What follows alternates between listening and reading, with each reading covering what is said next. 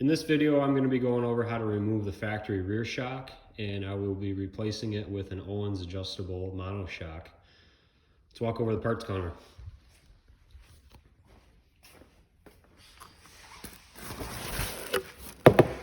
So I purchased this from Mint in the Box, and you can tell that it's got some hardware in here. Looks like a rear mounting bracket and some hardware.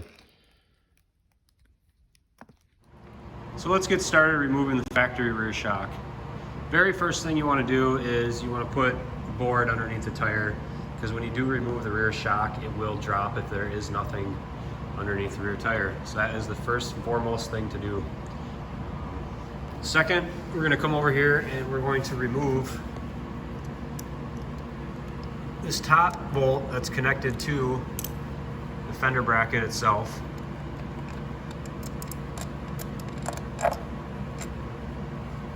Now, I am not going to be removing the air box, because this install you don't necessarily have to. If you'd like to make it easier for yourself, by all means. Next step, you're going to want to loosen this guy. And I believe that is a 12 millimeter. And it is threaded with the shock itself. There is no bolt on the backside. So we're just going to loosen that up. And let that sit there, and we'll go to the top. As stated before, at the bottom one, there is no nut on the other side. It's welded on. Makes it very easy. And that is a 13 mil. Oh, excuse me, a 14 mil.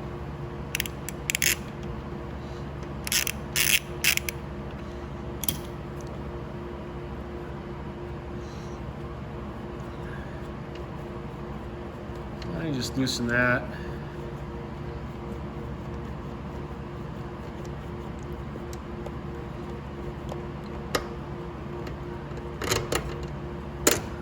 Just pops out like so. Bottom one out too. Pretty easy, guys. Now, one thing you probably have to do is you'll have to lift up the tail section, get that shock out. That was pretty good with one hand. There it is. She's out. So we'll throw this with the parts. The hardware I just took out, you are not gonna need. We'll bolt those back in, as well as the top. Mint in the Box does not supply you with instructions or a diagram. This is what I came up with of how to install it. The second one up actually is threaded.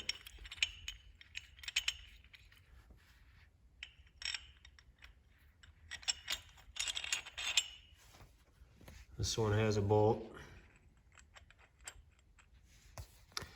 And we're gonna have to go over one thing that you are gonna have to do to the shock before installation, is you are gonna have to remove the factory spacers, as the shock is for a Grom 2nd gen. Obviously keep these.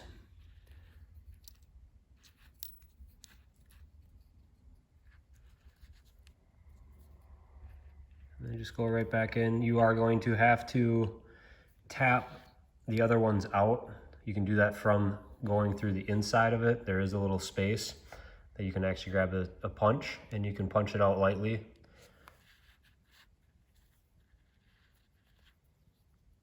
And to get these back in, you are going to have to lightly hammer those in. Use a rubber mallet. I wouldn't use metal.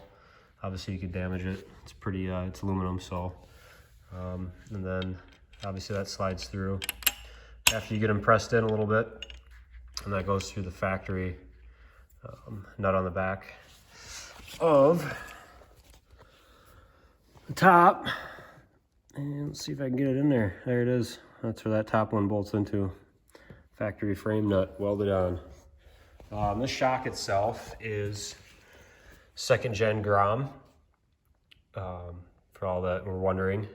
And if you want to do a different shock from a Grom, you could just buy the bracket. I am not going to be removing the air box. If you would like to make it easier, you're more than welcome to. I feel that you don't really need to. I am going to remove a bolt and loosen one though on it. So the one you're going to want to remove is the one on the back. Set that aside, you're going to need it. And then down here, we are going to just loosen this one a little bit.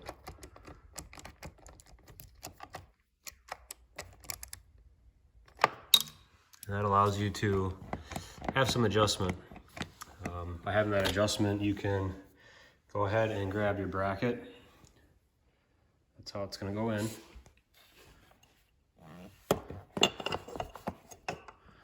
And that just kind of slides up and over. So move that bracket a little bit. And we got to make sure that these lines up. So the top one looks good. Get a light in here. And bottom looks fairly close. So, since I have that second one up, kind of started, what I'm going to do is go ahead, finagle that in. It's kind of a pivot point anyway.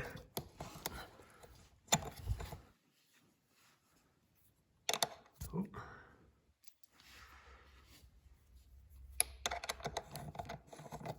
Just kind of get it started. Like I said, that is threaded on the other side of the bracket itself.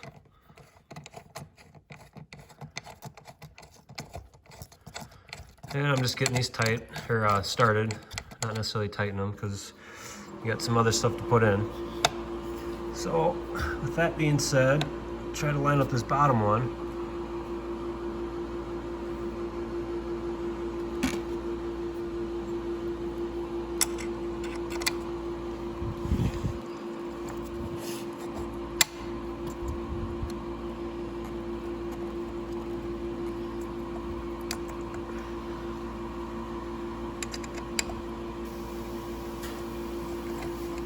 Just get those started.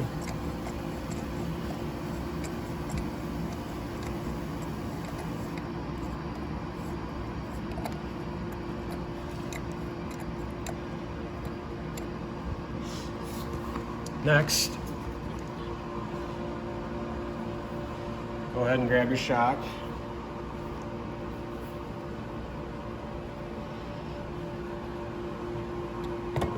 Slides in nice. Oh, we gotta lift the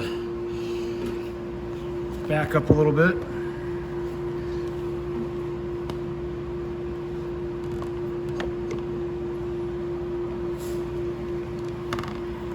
And let that drop in. All right.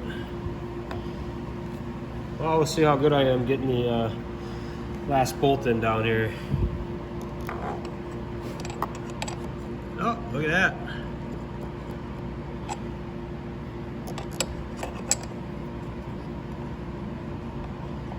Looks like we might be removing the air box, huh? I don't think there's a way to angle that in at all.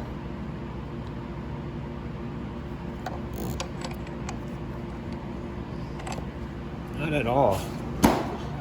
Well, hopefully I don't have to remove the whole thing. Hopefully I can just loosen it from the brackets.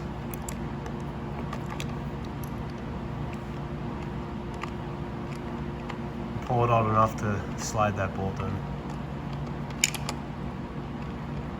How long is this thing?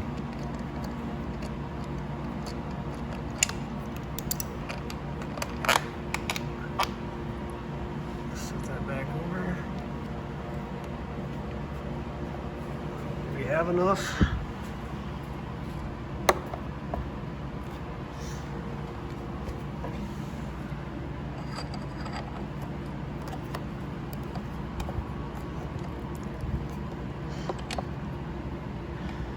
Not gonna have enough, so let's see what else we got here. Oh, right on top of the fender there, I see it.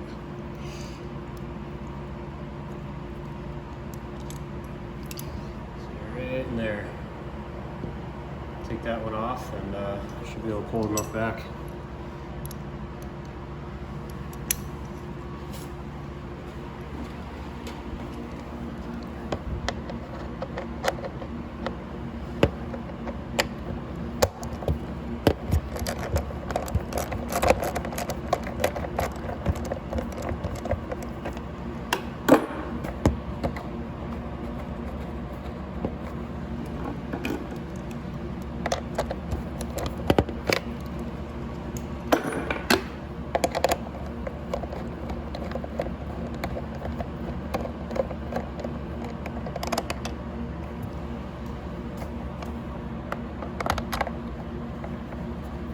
Hopefully that loosens up just enough to, oh yeah, look at that, pulls it right up. Go ahead, grab your bolt. What you're going to want to do is pull this back a little bit and just finagle that bolt in. Probably got to pull your shock up a little bit, that would help, huh? There we go. Next thing would be to grab your bolt, sneak behind there,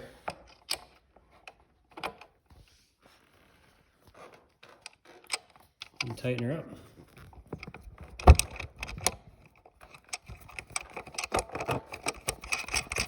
Alright, there we go. Now the next thing is you're going to have to bring down your shock. And by doing that, what I'm going to do is get ready for my bolt.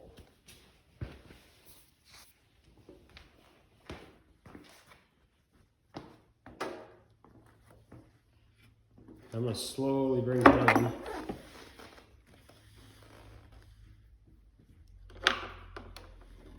My shock here, move the center stand just ever so lightly.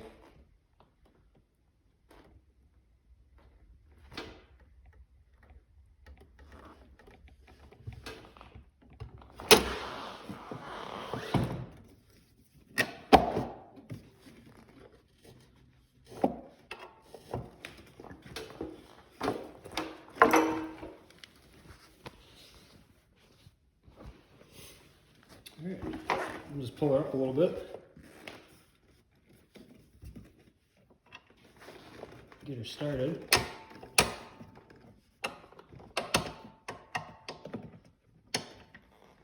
Screw her in. There we go. Alright, got her all buttoned up. The only problem I came into is one area where I can't get the bolt to line up. I was really hoping to keep it factory look with the aftermarket suspension, but if you want to do that, you will have to remove the vent hose and cut this tab off right here so your fender is able to line up. So the fender needs to go this way. So if you modify that down here, and then also the bottom of the shock is actually kind of resting on the fender itself, so you're gonna have to slim that back a little bit if you wanted to keep the factory look with the suspension upgrade. Other than that, it looks pretty good. Everything else is buttoned up.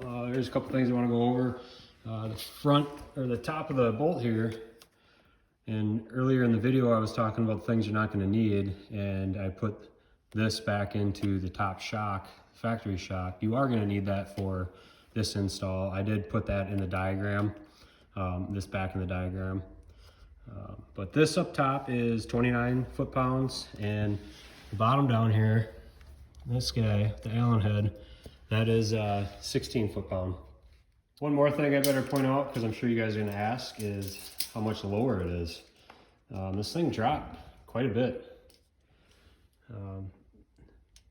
Depending on where you're measuring from, you know, the back of the tire here, and you know, probably about to the seat. I think it dropped about an inch, inch and a quarter.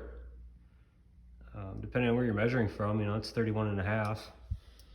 You go from here to the actual bolt and try to line this up as best as I can. As true as I, you know, you're sitting at about 22 and a half. You're looking at it dead on, it's probably about 22 and a half. And then if you look at the center floor up, you know, most where it curves, you're just above 29 and a quarter. So kind of gives you an indication. It does drop it.